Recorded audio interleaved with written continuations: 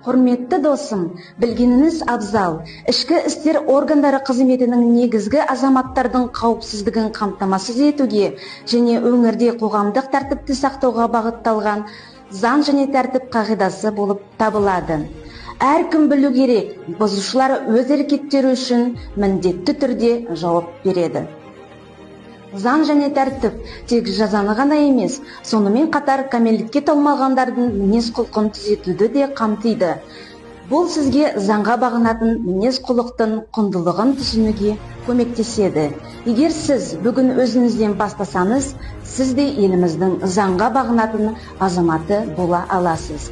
Өзіңнен баста, заңды бұзба, бұзушы болма. Сіз 22 сағаттан кейін ойын-сауық орындарда немесе 23 сағаттан кейін үйден тыс жерде заңды өкілдерін еріп жүруінсіз бола алмайтыныңызды біліңіз.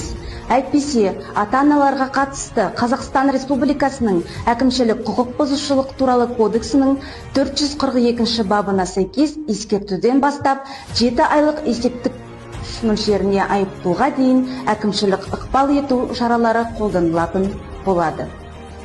Қазақстан Республикасының әкімшілік құқық бұзушылық туралы кодексінің 132 бабына сәйкес ойын-сауық мекемесінің иелері де жазаланады. Онда қызметін тоқтата отырып, оннан 100 айлық есептік көшке дейінгі мөлшерде айыппұл қарастырылған.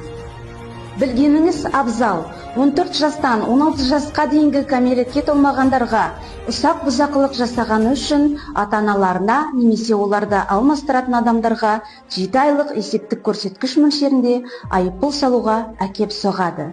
Егер сіз 16 жастан асқан болсаңыз, онда жауапкершілік сотта қарастырылады. Біліңіз, егер сізді полиция қызметкерлері мас күйінде ұстаса, немесе қоғамдық жерде алкогольдік ішімдіктер ішсеңіз, онда сіздің ата-анаңызға 5 айлық есептік көрсеткіш мөлшерінде айыппұл төлеуге тура келеді.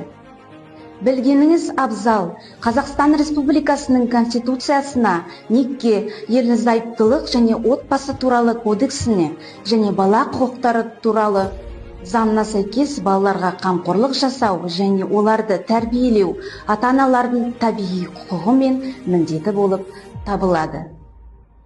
Кәмелетке толмағандар құқық бұзушылық жасаған кезде құқық бұзушылық субъектілері ең алдымен оның ата-анасы болып табылады.